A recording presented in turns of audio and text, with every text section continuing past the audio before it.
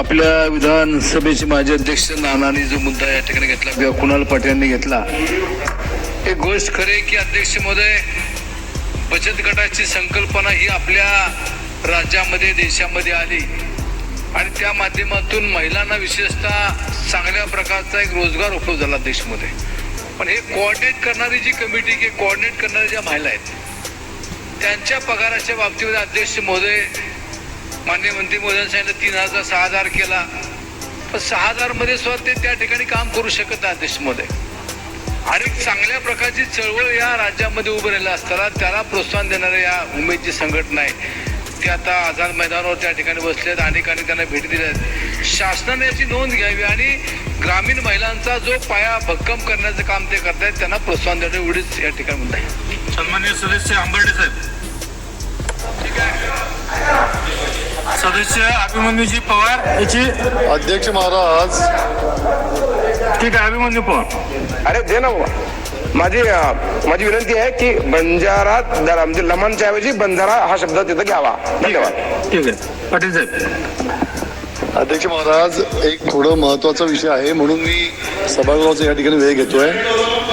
तुम्हाला माहिती आहे की काल आणि परवापासून आज सुद्धा दिवसभर मुंबईमध्ये आणि महाराष्ट्रातल्या बऱ्याच भागामध्ये पाऊस कोसळतोय. आज मुंबईमध्ये बाहेर प्रचंड पाऊस चालू आहे आणि या पावसामध्ये आझाद मैदानावरती उमेद महाराष्ट्र राज्य महिला व कर्मचारी संघटनेचं आंदोलन चालू आहे.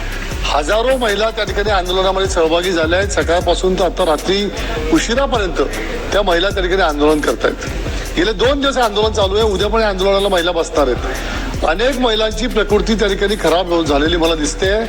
प्रकृती ढासळायला लागलेली आहे. त्या ठिकाणी जे शेड लावलेले आहेत प्लास्टिकचे ते शेड सुद्धा गळायला लागलेत. उद्या अशी परिस्थिती येईल. आजच त्या महिला चिखलामध्ये बसलेल्या आहेत. उद्या त्या महिलांच्या आरोग्याचा प्रश्न त्या ठिकाणी निर्माण होऊ शकतो. त्या महिलांच्या मागण्या अत्यंत किरकोळ आहेत.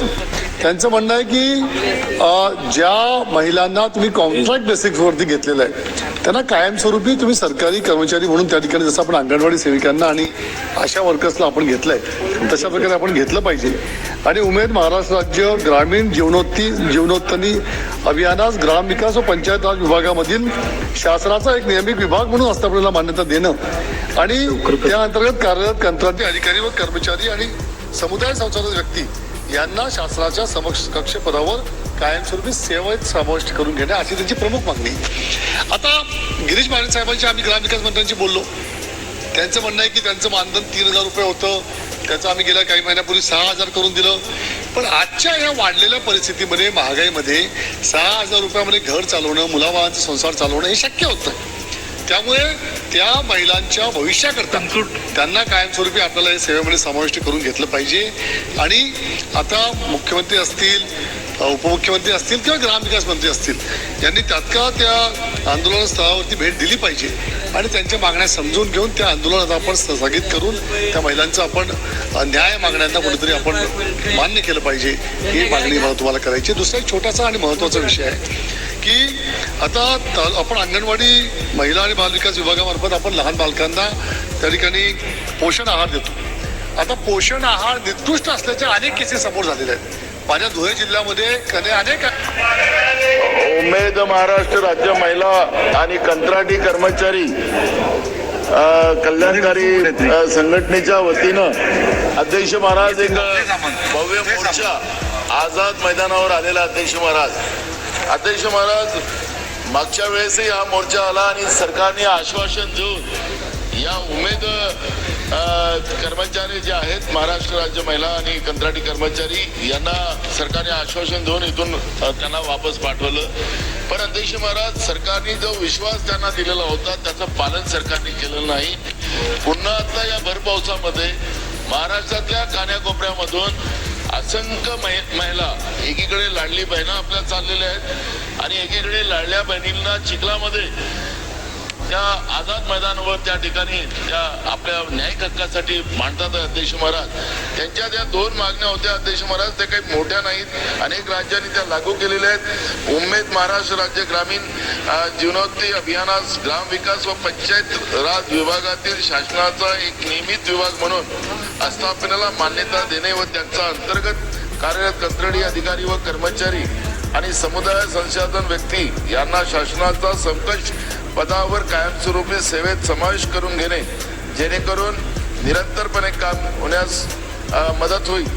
तसंच दुसरा त्यांचा एक मागणी होती की प्रभाग संघ स्तरावरतील केडर, कृषी व्यवस्थापक, पशु व्यवस्थापक, मत्स्य व्यवस्थापक व प्रभाग संघ व्यवस्थापक यांचे इतर उमेद अभियानातील केडर प्रमाणे मानधन वाढ करावी व वर्धित त्यांना देखील पूर्णवेळ काम देण्यास यांचे समुदायस्तरीय संस्थान सक्षम होण्यासाठी पुरेशा प्रमाणात निधी उपलब्ध करून देण्याबाबतचा असा 2 मागण्या त्यांच्या होत्या. अध्यक्ष महाराज, अनेक राज्यामध्ये हे लागू आहे.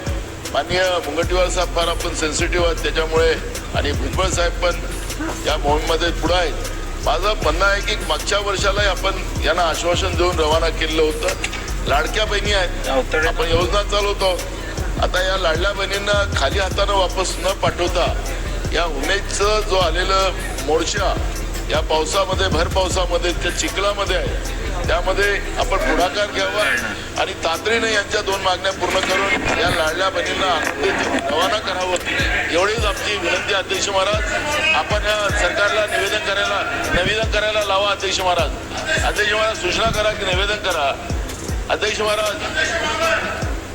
महाराज सरकारला निवेदन करायला लावा. अध्यक्ष महाराज, सन्मान्य सदस्य नानाभाऊ पटोलेंनी जी माहिती आता सभागृहात मांडली आहे त्याची नोंद घेऊन शासनाने उचित कारवाई करावी. हे बघा, एक लक्षात घ्या, मी संपूर्ण सभागृहातल्या सगळ्या सदस्यांना काही पॉइंट ऑफ इन्फॉर्मेशन मांडायला देऊ शकत नाही. सकाळी माझ्याकडे काही लोकांनी विनंती केली, काही सन्मान्य सदस्यांनी विनंती केली आहे, त्यांना मी संधी देणार. अनिल देशमुख साहेब बोला. अध्यक्ष महोदय, ज्यांची नावं आहेत त्यांना देणार.